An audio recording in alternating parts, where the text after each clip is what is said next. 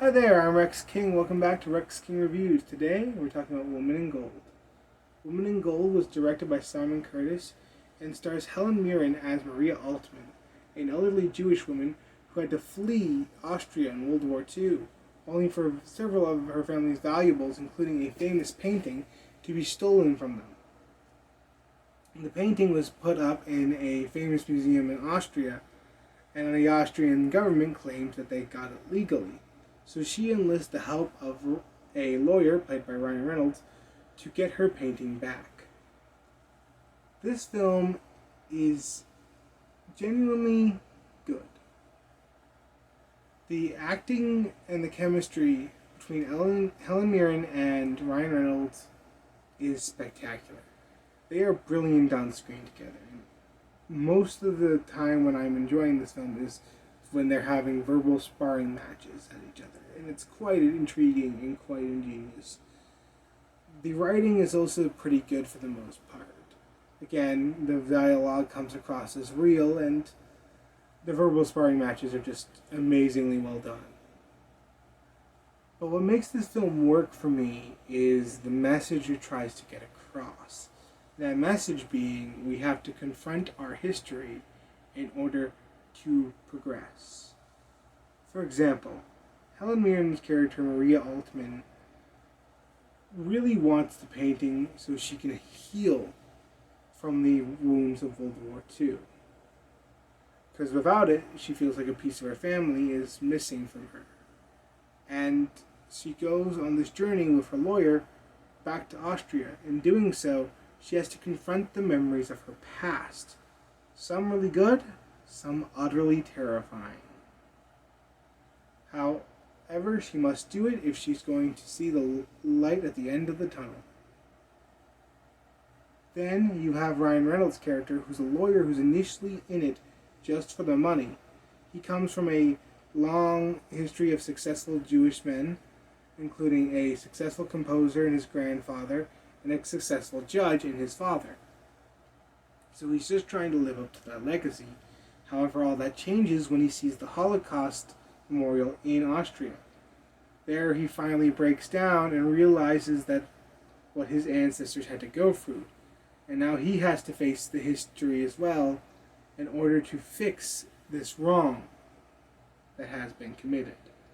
Now, what makes this work for me is I really enjoy the idea that we have to confront history in order for us to fully move on. I truly believe that is the right thing we have to do. I don't like the idea of just changing history or glancing over history, because in my opinion that just doesn't lead to change. It doesn't lead to progression. It leads to a road of destruction and chaos. If we try to ignore history, we will just repeat it.